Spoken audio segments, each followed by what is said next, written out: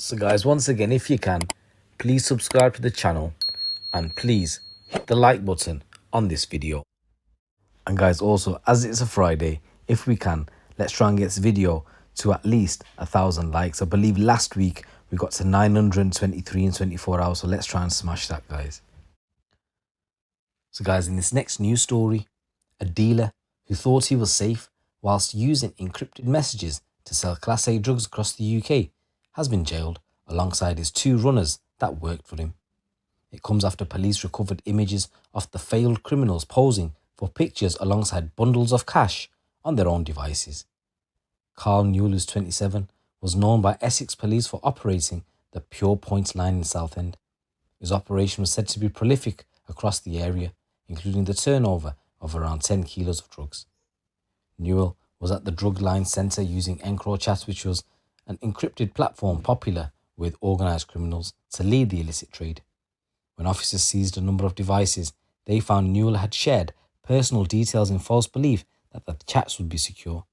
They also found images of him and his fellow failed criminal Jack Bayliss posing with large sums of cash. Chat logs advertising the sale of heroin and crack referenced the amounts and quality of the substances on sale. Further messages showed his co-defendants Bayliss, who's 24, and Indrit Kakoni, who's 21, were working for Newell, with Kakoni even setting up his own drugs line, Zeno, operating alongside the main operation.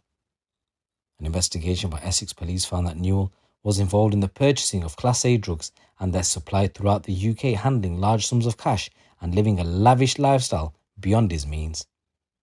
Kakoni and Bayliss were arrested and interviewed in August 2020, answering no comment to all questions asked. When officers executed warrants at addresses relating to Newell, his family told them he had left the country. Following a thorough investigation, Newell was arrested in Spain in December 2020 and extradited back to the UK. Newell admitted 2 counts of conspiracy to Class A drugs and was sentenced to 8 years. Bayliss from Rockford admitted 2 counts of conspiracy to supply Class A drugs and he was sentenced to 6 years. And Kakoni admitted 2 counts of conspiracy to supply Class A drugs and he was jailed for 6 years and 6 months. PC Michael Brimfield, who was leading the case, said, "Our extensive investigation has seen the dismantling of a drug line responsible for distributing harmful Class A substances, not only in Essex, but across the country. Those responsible believed they could hide their illicit and brazen operation behind encrypted messages. However, they were wrong. We have been constantly clear that drug life doesn't pay in Essex, and those who believe they can evade the law and sell illicit drugs to vulnerable people in our communities are mistaken." And in another news story, a couple have been jailed for a combined total of 56 years for killing a 10-month-old baby. A jury found Stephen Bowden and his partner Shannon Marsden guilty of the savage and brutal murder of Finlay Bowden, may he rest in peace. It follows a trial which lasted a number of months at Derby Crown Court, and the murder took place at the couple's home in Old Whittington in Derbyshire.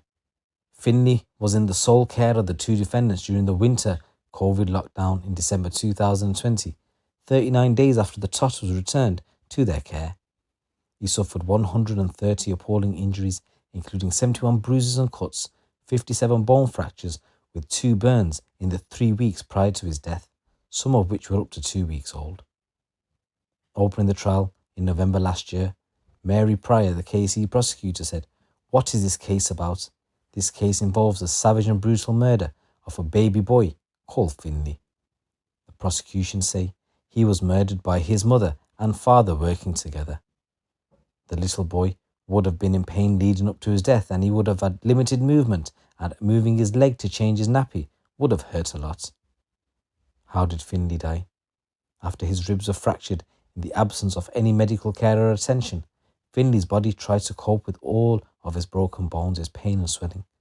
But because of the large number of rib fractures, Finlay struggled to breathe as well as he had done before. He got a chest infection which spread around his body. Infection took hold. He developed pneumonia. His heart became affected. He developed endocarditis, a life-threatening inflammation of the inner lining of the heart chambers and valves. By the time he died, he had developed sepsis.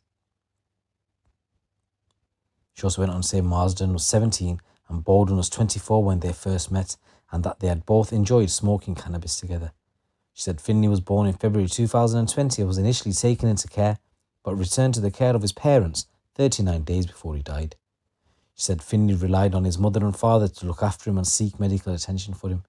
They did not do that, neither of them. In the days leading up to his death, neither of his parents took him to their GP, the hospital, or called 999 to get help for Finley until he died.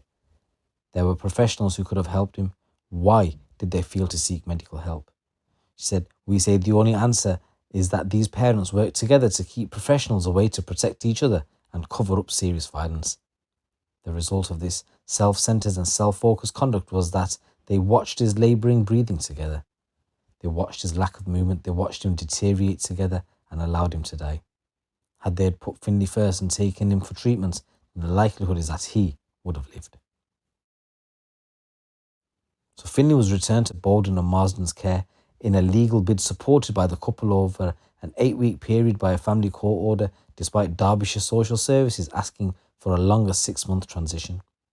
Just weeks after the baby was back living with the couple, a social worker looked through the window to see Finley lying on the sofa by himself. However, the youngster remained in his parents' care. Giving evidence in his defence, Baldwin acknowledged that he told the police in an interview that he may have rocked Finley too hard, which could have accidentally caused the injuries, but that this was never an attempt to hurt him. He said, when I used to rock Finley, he used to like it quite fast and strong when we did it, but it got to the point where I had to give some kind of explanation as to how it could have happened. Baldwin admitted that he continued a sexual relationship with Marsden after being arrested and bailed in late 2020, despite not being allowed to contact each other under their bail conditions. After being arrested again and remanded in custody in early 2022, the pair sent Valentine's Day cards and letters to each other in which Marsden said she would love Baldwin forever and would always be standing by her man. An SPC spokesperson said the cruelty and abuse inflicted on Finley leading up to his tragic death was appalling and heartbreaking. Death of a child in such brutal circumstances leaves many of us asking questions, and we await the Child Safeguarding Practice Review to establish exactly what happened and any ways in which Finley could have been better protected in order to help and prevent future tragedies. We know that babies and the youngest children are particularly vulnerable to abuse and completely reliant on the adults around them for care and protection. Nationally, the government must take forward the changes recommended by previous reviews and experts to transform the child protection system and ensure the different agencies involved are able to work together effectively to focus on children and babies like Finley. So once again, I just want to say rest in peace, Finley. So guys, there's a couple of news stories coming out from the streets of the UK. Once again, if you can, please subscribe to the channel if you already ain't done so, and please hit a like on this video as it'll help with the algorithms. It's your boy GC. Keep it locked, keep it real.